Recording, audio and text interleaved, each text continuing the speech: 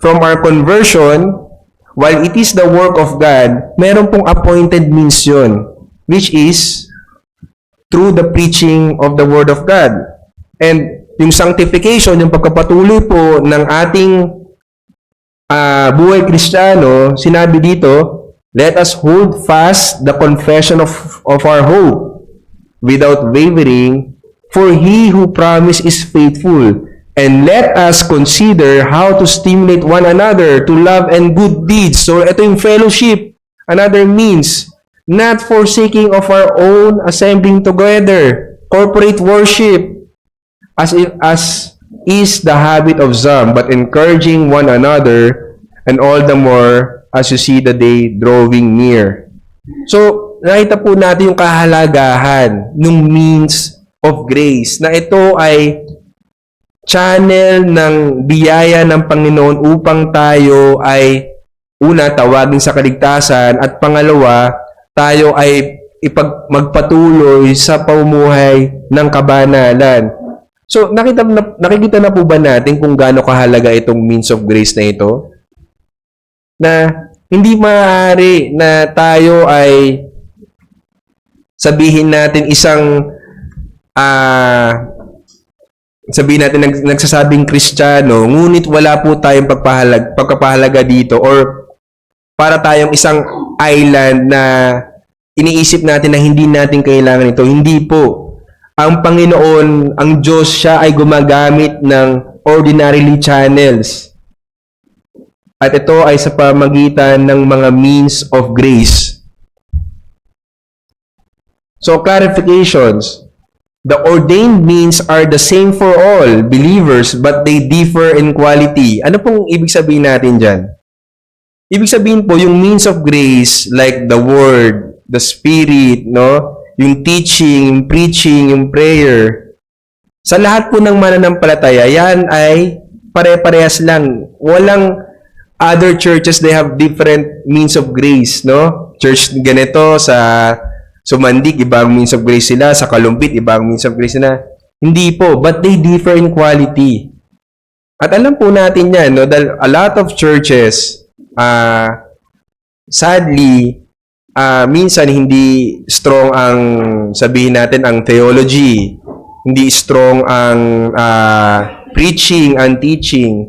So, makita natin po agad na ipagpasalamat natin sa Diyos kung yung quality ng means of grace na meron tayo sa ating simbahan ay maganda, yun po ay biyaya pa rin ng Panginoon. So, it should not cause for boasting, but only it should cause for more praising and more humility in us, no? Bilang mga recipients lamang ng means na ito.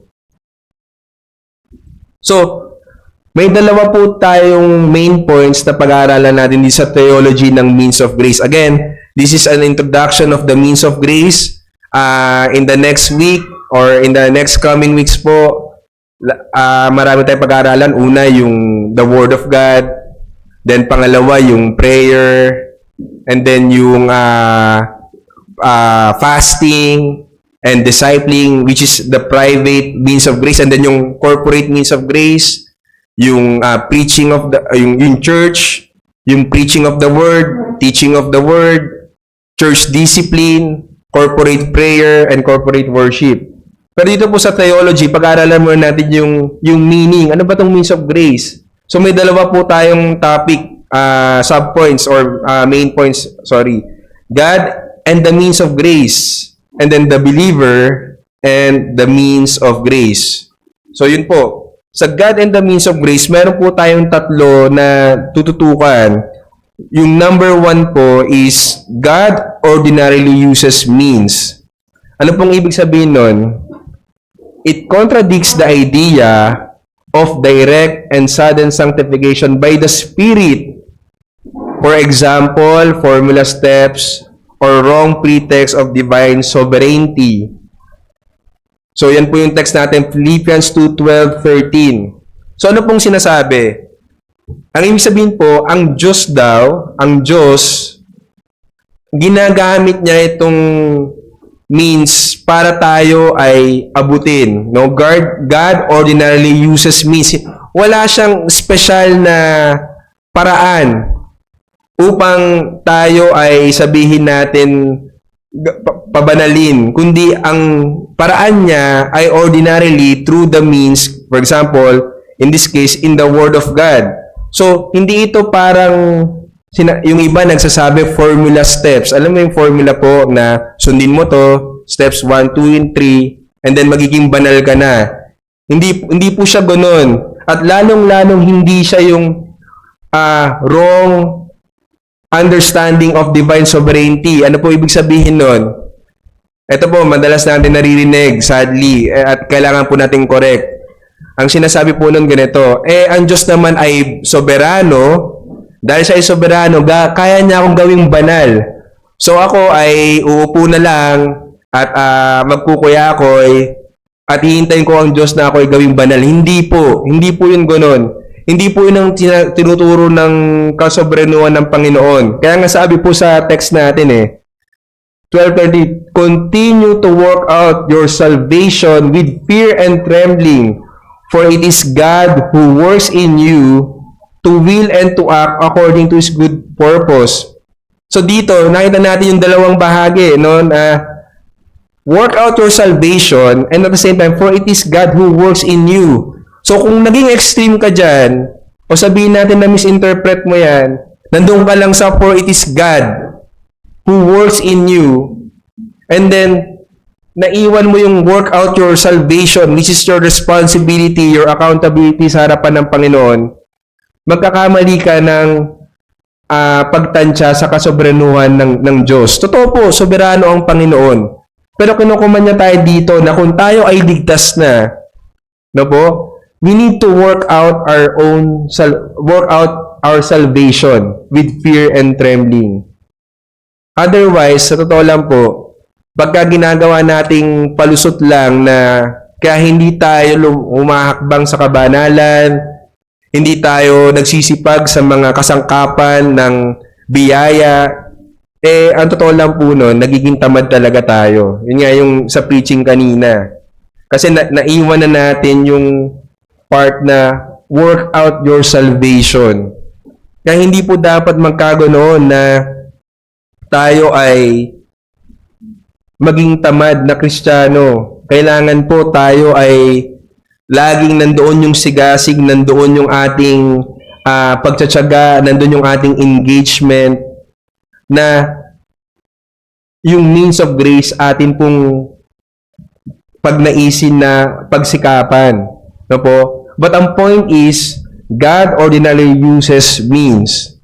So, the Spirit is in vital conjunction with the Word of God.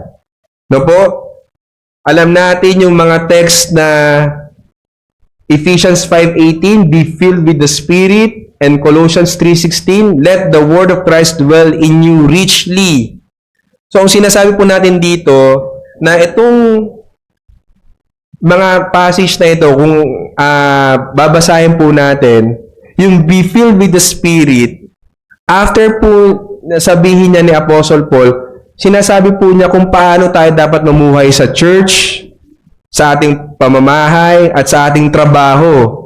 And then at the same time, ito pong Colossians 3:16, after niya sabihin to, sinasabi din niya kung paano mamuhay sa church, sa household, and sa trabaho natin. So ano po ibig sabihin?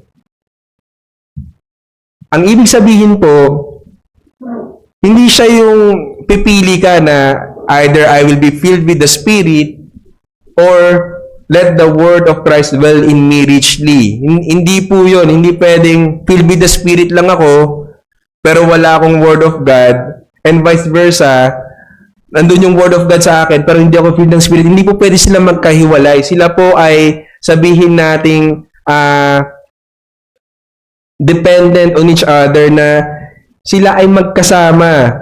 So, if you are to be filled with the Spirit, dapat po ang Word ni Christ dwell in you richly.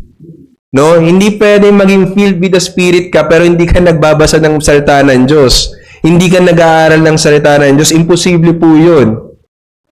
At hindi pwedeng filled ka lang ng Spirit pero wala kang alam sa salita ng Diyos. Anong mangyayari po sa atin pagka ganun? Ano po yun, Brother Mark? Pwedeng isway sa false teaching or ano yung common na sorry po, maliit pala yung slide ko, ano yung common na nangyayari, yung sinasabing filled with the Spirit pero ignorant sa Scripture?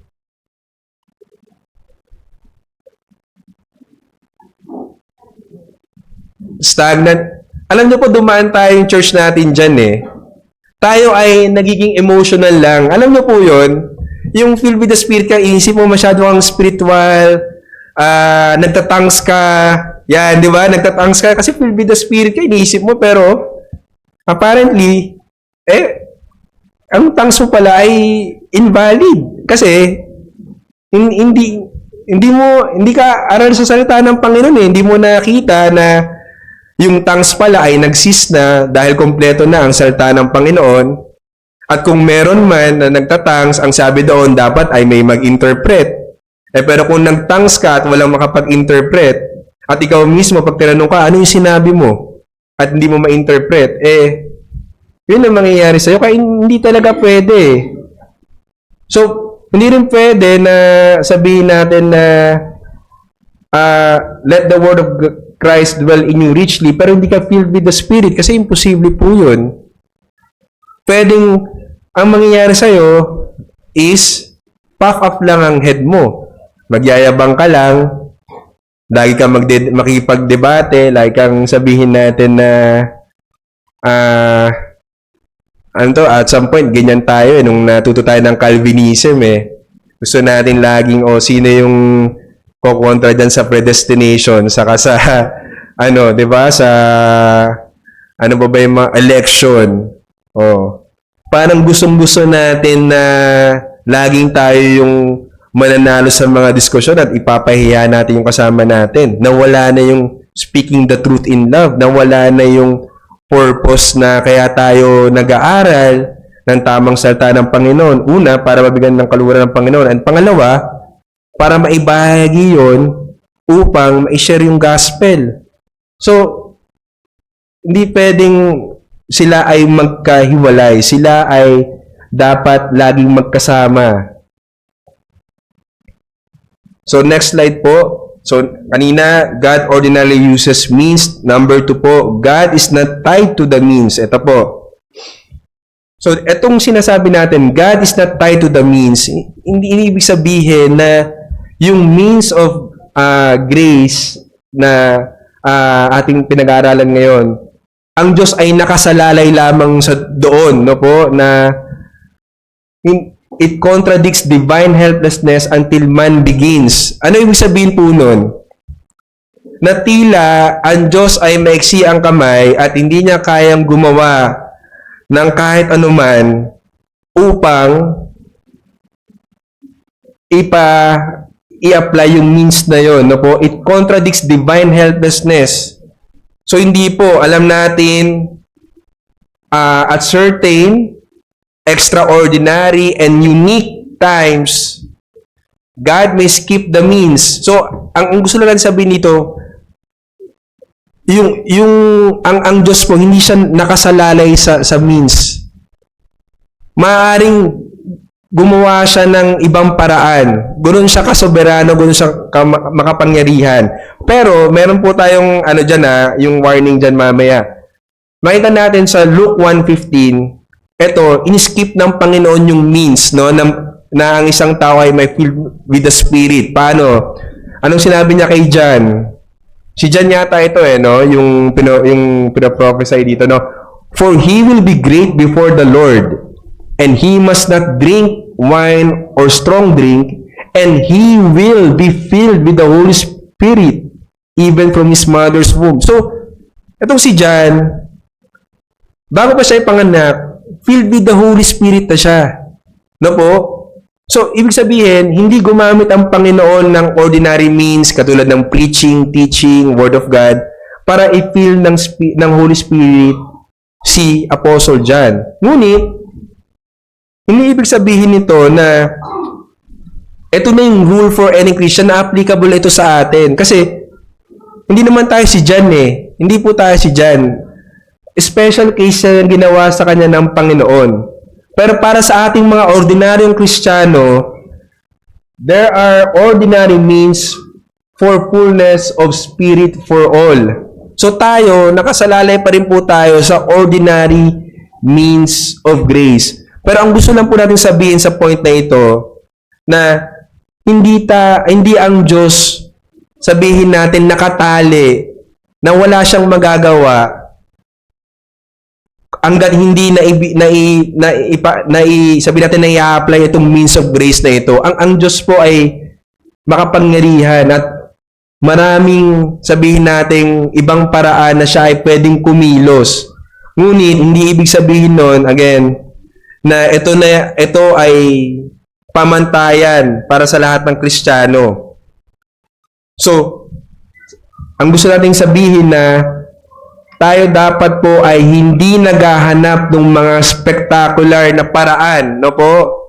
No, tulad ng ano ba yung mga spectacular na paraan? Ang naisip ko po diyang example, minsan yung mga tao ay sabihin natin na a-attend ng, actually hindi pa spectacular yun pero sabihin natin, alam niyo po minsan yung mga concerts, no, na parang tila pagka umattend ng concert, after nito ay sila ay puspos ng banal na espiritu. O yung iba ay magta-travel pa sa ibang bansa para makita ang ano. Wala pong masama doon sa mag-travel at tingnan talaga yung mga historical sabi natin places na sinasabi sa Biblia. Ngunit hindi tayo dapat naghahanap ng sabihin natin ng isang kakaiba o isang sabi natin parang one time, big time, tila miraculous na paraan upang tayo ay sabihin nating maka-attain itong means of grace na ito. Alam niyo po yung ginamit ni Pastor Noel na verse dito, yung Luke 16:28 to 31. Familiar po ba kayo dyan sa Luke 16:28, 31?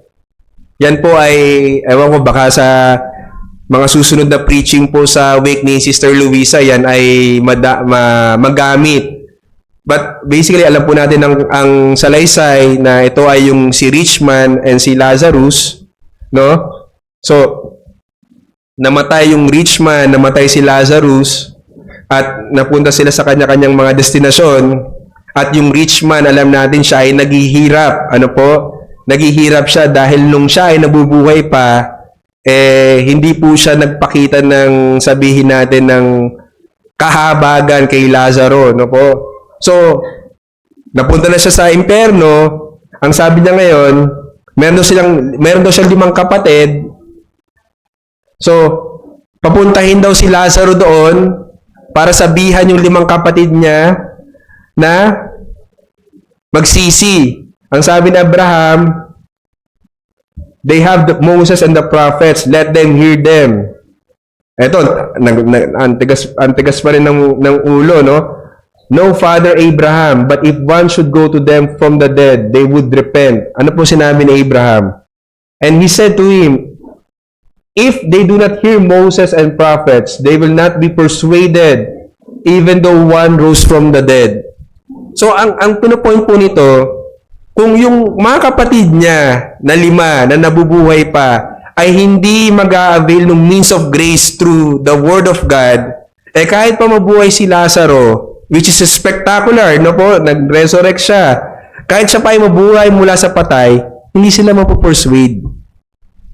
So, yun po ang gusto natin i-point dito na hindi tayo dapat maghanap ng something spectacular upang tayo ay sabihin nating mabago. No, hindi po natin kailangan maghintay ng something na spectacular. Yung means of grace po, which is every Sunday in, Sunday out, pinapangalan ng salita ng Panginoon, yun po ay sapat upang tayo ay maligtas, upang tayo ay pabanalin. Pero mamaya po, babalansin natin na hindi pwedeng every Sunday ka lang nag-aano ng means of grace.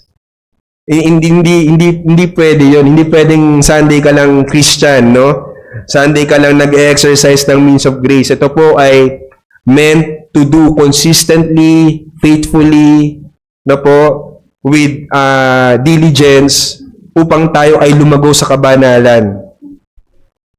So, do not give acceptance to spectacular experiences that neglect the Word.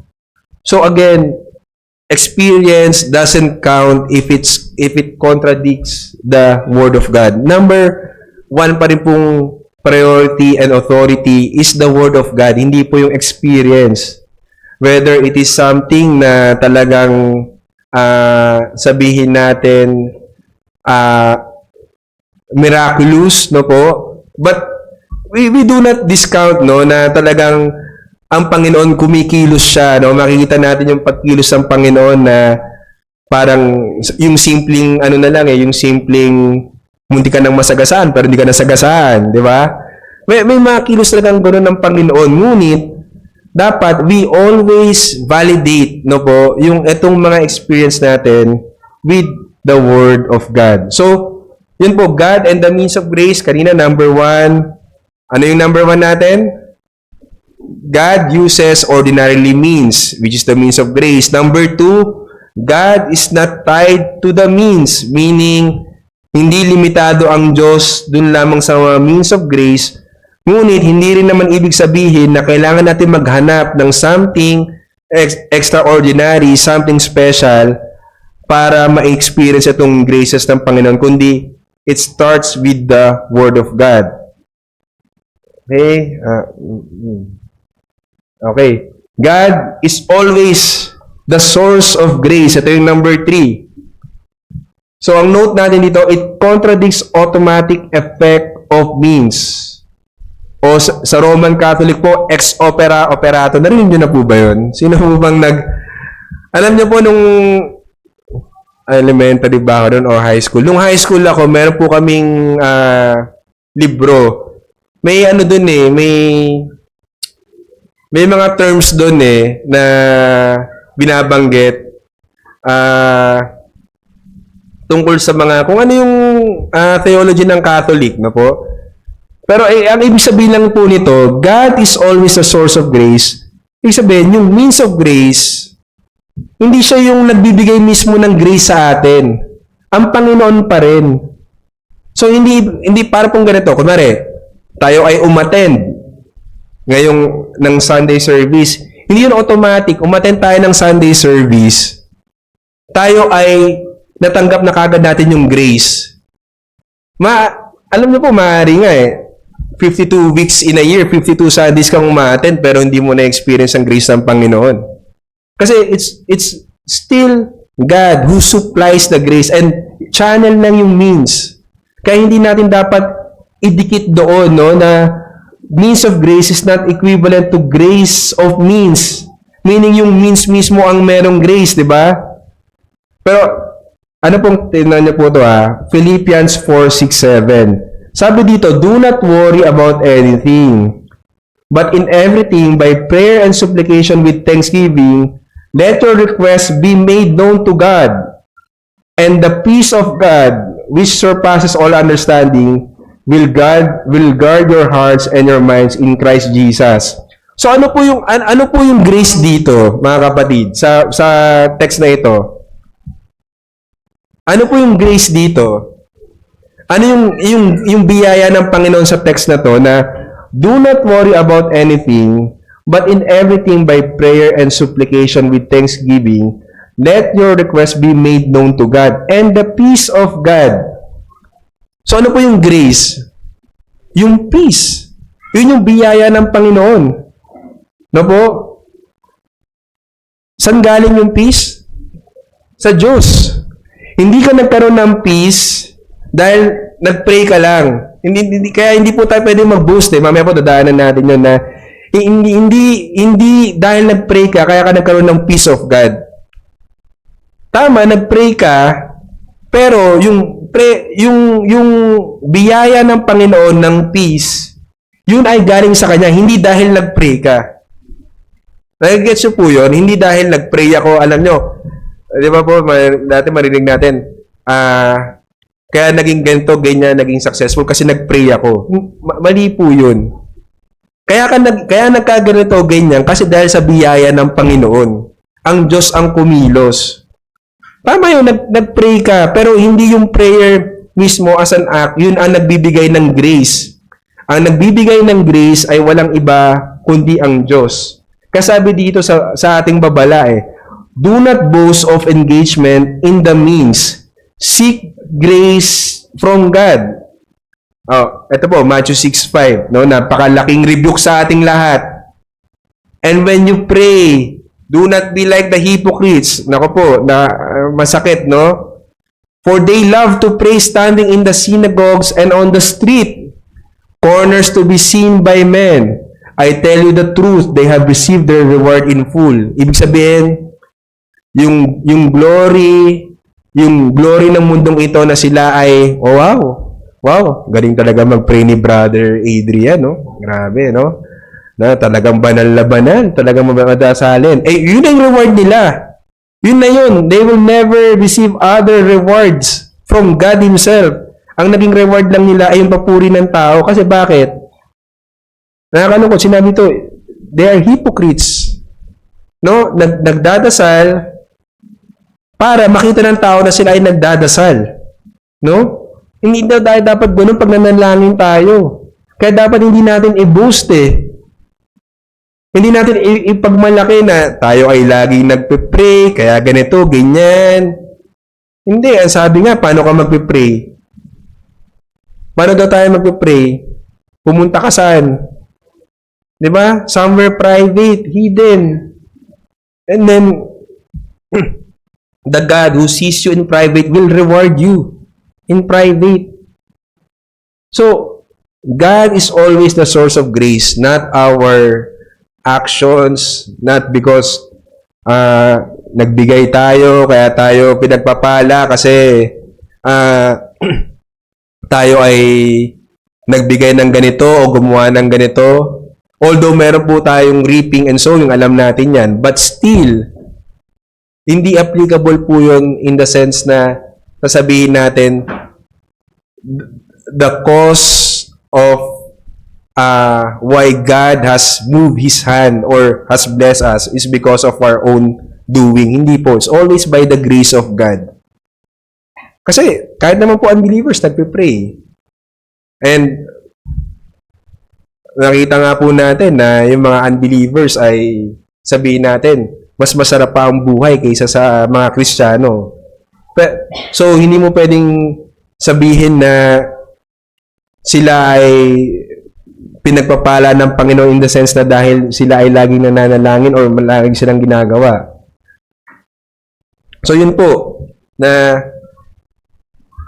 we should always be humble when we engage in the means of God.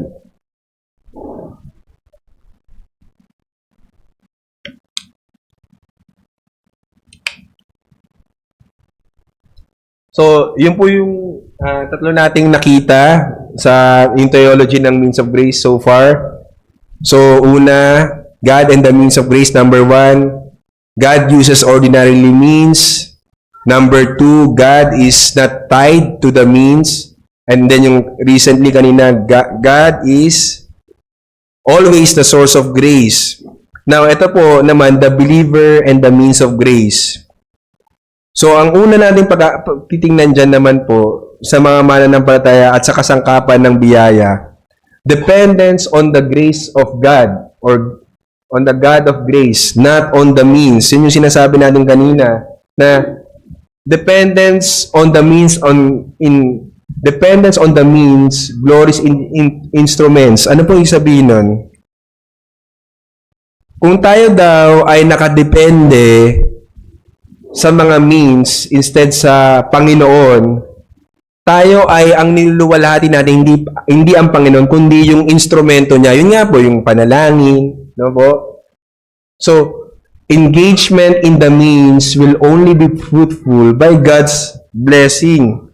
Ano po ibig sabihin nun? Sabi sa 1 Corinthians 3:6-7, I have planted, Apollos watered, but God gave the increase. God gave the increase. So then neither is he that planted anything, neither he that watereth, but God gave the increase. So, ang point po, ang Panginoon, ang Diyos ang nagbibigay ng blessing para maging fruitful yung means na yon. Alam niyo po yung isang example dyan? Yung example po na ginamit ni Pastor Noel, yung po daw prayer warrior, no? May mga ganyan tayo, prayer warrior. Yan. Ano po ang connotation pag prayer warrior? Naalala niyo po ba yun? I mean, pasintabi po hindi ko po gustong sabihin na yung mga naging prayer warrior dito ay nagkamali. Ang ibig ko lang po sabihin, siguro in their hearts talagang baka yung iba ay honestly they really prayed, no, for the church, the brethren. But ang gusto sabihin dito po, kung yung prayer itself, doon tayo nag-glory, yung instrument and not from God. In the case of a prayer warrior, ang iniisip ng mga tao, ay prayer warrior yan. Diyan ka magpa-pray. Malupit mag-pray yan. Malakas mag-pray yan. Yun po yung connotation ng prayer warrior na, ay, prayer warrior yan. Ay, ako hindi ako prayer warrior. Wag ka sa akin, hindi kita pwede pag-pray, di ako prayer warrior baka hindi ako dinggin ng Panginoon. Hindi po. We should depend on the grace of God. And prayer must be the umbrella of dapat pinapayungan yung lahat ng other means.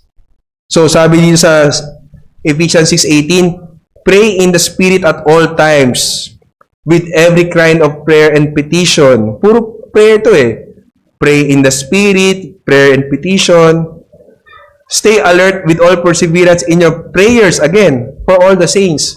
So, hindi po masama mag-pray. In fact, yun nga yung kailangan natin gawin na for all the other means, dapat po, payungan natin siya ng pananalangin. Napaka-importante po ng pananalangin.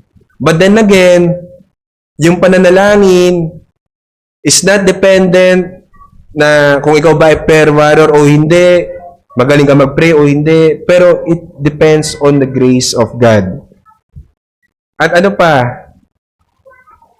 yung means of grace is a combination of all, not selection of means. Alam niyo po, ako personally, I would say, when I was preparing this lesson po, dito ako sabihin natin, guilty and natamaan, no, na yung means of grace, it should be a combination of all. Hindi tayo pwedeng mag-pick and choose, no? Na gusto ko lang word, ayoko ng prayer. Gusto ko lang sabihin natin ng worship, pero ayoko ng church discipline. Hindi pwede po. Tulad nga ng sinabi dito sa Ephesians 6:10-11, chapter 6 verses 10 and 11. Finally, my brethren, be strong in the Lord and in the power of His might.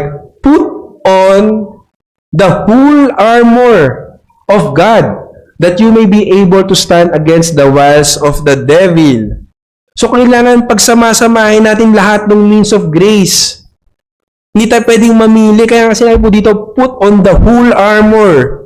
Whole armor po, ang sinabi dito. Hindi sinabing, put on your sword or shield. Ang sinabi ito lahat. Ano yung breastplate of righteousness? Ano ba yun? Helmet of salvation, belt of truth, sword of salvation, ano yun? Shoes of the gospel of peace ba yun? Oh. So, lahat dapat ay ating ipinuput on o pinagsasama-sama. Ganun din po sa means of grace, mga kapatid. Na hindi pwede na, alam niyo po, ito, isa, rebuke sa akin and I think challenge din sa bawat isa. Prayer meeting po. Isa sa mga means of grace na ating nane-neglect na ang worst is parang hindi natin siya tinitingnan as equal weight, no? Equal importance sa pagbabasa ng salita ng Diyos, sa pag-attend sa pananambahan, sa fellowship, no? Na parang, prayer meeting, okay lang kahit wala ako dyan. Di ba po? Parang, hindi pwede. Kasi, yung ating kaaway, will determine weak spot and not the strong. Kasi, syempre, alam niya sige, itong si Brother Adrian, ang weak spot nito, dito laging umattend ng prayer meeting. Kaya, doon ko siya titirain, di ba? Yun po yun eh. Hindi tayo pwedeng mamili. And yung tension is between the private and corporate means of grace. Anong sabihin? Private, individual engagements like our private prayers. Corporate, yung sa church, like corporate worship. So, private means, dun kung nag-focus na tayo sa private, meaning okay ako, parang sa bahay naman, nagpe-pray ako mag-isa, okay lang, kahit di ako maten sa mga fellowship, mga men's fellowship, o sa mga sabihin natin na indoor fellowship, vulnerable po tayo sa self-reliance. And alam natin, bumagsak ka na self-reliance, hindi po yun, sa totoo lang, pag nag-rely ka sa sarili mo, you are bound to fail. Yun po ang totoo. And alam natin, di ba nga po ang sabi, iron. So, kailangan po talaga yung corporate na part ng means of grace para tayo ay lumago. Kaya sabi pa, confess your sins to one another. No po, napaka-importante. Kung baliktad naman, corporate without private, vulnerable to immature dependence. Na pag wala ka na sa corporate setting, sa church setting, parang nafe-feel mo, okay ka, spiritual ka. Pero pag mag-isa ka na lang, parang tila nawawala ka na. No? Na hindi mo na alam yung gagawin mo. So, hindi po pwedeng extremes eh. Kaya, it is a combination of all, not selection.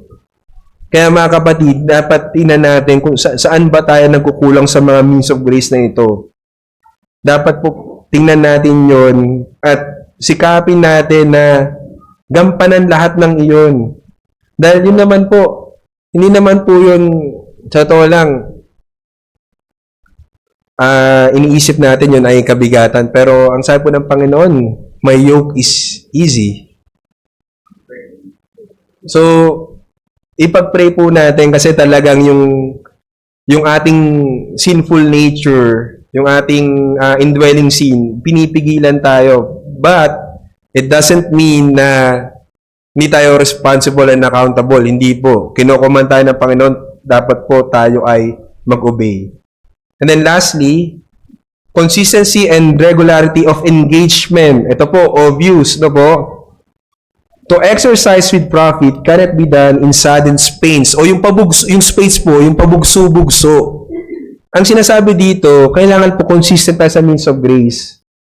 Kasi, di ba po, sino ba yung mga nag-gym dito? Meron ba nag-gym na isang araw lang may abs agad? O may muscle agad? Siguro pag nung nabibiling ko nun, drawing lang. Pero, wala pong ganun mga kapatid. Ano po, na if you want to mature in the spirit, no, in our holiness, kailangan po consistent and regular tayo nag-engage dun sa means of grace ng ating Panginoon. No po?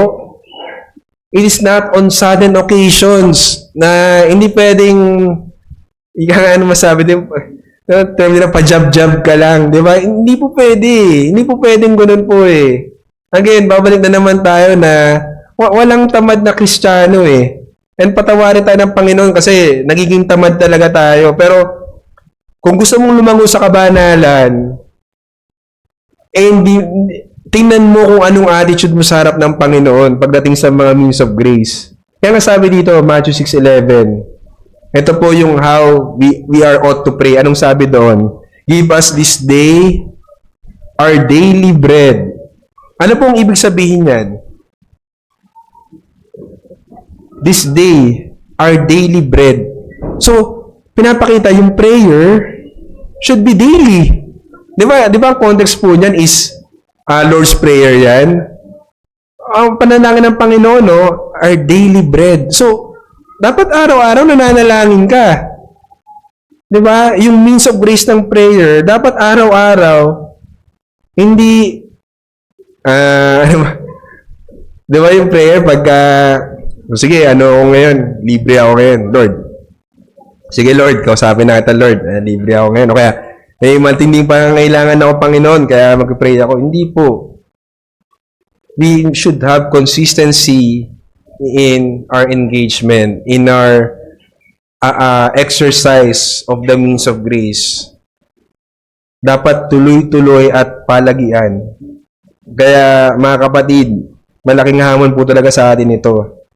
Na, alam niyo po, totoo ito na yung makikita mo yung mature at immature pagdating sa disiplina nila, kung gaano sila ka-regular, no po, na mag-engage. Ano, totoo po ito kahit sa lahat ng bagay Alam niyo po naku, mag-aalauna na pala, pero alam niyo po, kahit sang secular na mundo, hindi pwedeng burst of greatness ka lang every now and then. Kailangan consistent ka.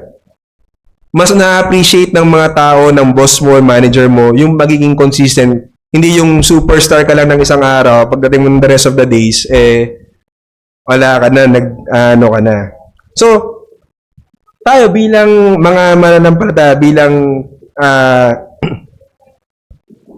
mananampalataya, meron po tayong, parang laging pagtutuos sa ating isip, no? Yung isa is, alam niya yung importance of the means of grace. Sabi niya, I want to be holy, but the Lord ordained means of grace to be holy. So, ano sabi niya? I will, by God's grace, seek to be faithful and disciplined in the use of all means of grace to be holy. So, ito yung tamang thinking. Kaya lang, yung isa, yung indwelling sin natin, sinasabi, I want to be holy. Ayan, gustong magpakabanal, gustong talikuran yung kasalanan. Pero iniisip lang niya, bahala na ang Panginoon. Basta ako, may desire ako maging banal. In His time, gagawin ako ng Diyos ng banal. Hindi po yun, mali po yun. I am occupied with my work for God that the little and irregular time in the means of grace should be enough. Yan po yung maling pag-iisip.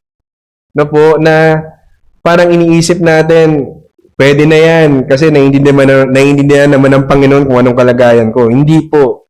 Ang challenge po sa atin ay we should be faithful in the means of grace so that we grow in holiness, mga kapatid. Yung pagiging faithful po, mga kapatid, kung gaano tayo ka-faithful, no, sa pag-scroll sa ating mga Facebook, no po, na we spend hours of our time on those fruitless things,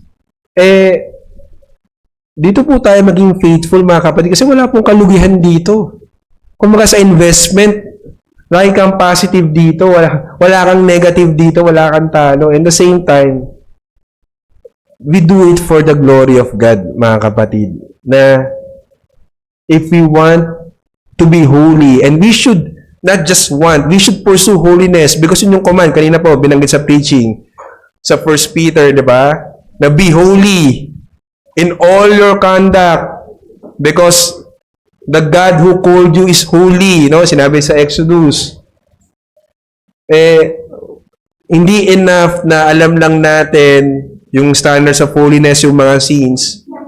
We need to have that action, and that level of action is by practicing faithfully, consistently in the means of grace. So, yun lamang po, mga kapatid. I know almost 1 o'clock na po. So, kung may questions po, pwede pong i-park muna. Tapos sa next week, saka po natin i-discuss. Tayo po ay mag-pray. Ama namin Diyos na banal, salamat po sa mga salita niyo na namin natutunan. Panginoon, patawarin niyo po kami. Napakarami po namin pagkukulang sa inyo. Ngunit alam po namin na meron kaming responsibility, accountability sa inyong harapan na lumakad, Panginoon, at maging consistent, maging regular, maging diligent sa mga means of grace na inyong binigay sa amin. Kaya, Lord, tulungan niyo po kami, Panginoon, na makita namin ng mga katotohanan na ito na we know that you are the one who wills in us, Panginoon, para kami ay makagawa nito. But we also need to work out. We need to obey you, Panginoon. We need, Panginoon, na gawin yung mga pinag-uutos ninyo upang ma-receive po namin ang biyaya ninyo. Kaya, Panginoon, salamat po sa mga bagay na ito, sa rebuke, sa paalala, Panginoon, at nawa, Ama, ay lagi namin isipin na we do all things, whether we eat or drink, for your glory. And that's our chief goal, that's our chief end, to glorify you and enjoy you forever. Kaya salamat po, Panginoon. At dalangin din po namin ng aming mga pagkain, ang biyaya na ito na aming pagsasalusaluhan. Salamat po sa inyong provision. Basbasan po ninyo ito at gawing kalakasan ng aming lupang katawan, Panginoon, at kapurihan sa inyo. Salamat po, Ama. Ito po ang aming dalangin sa pangalan ni Jesus. Amen.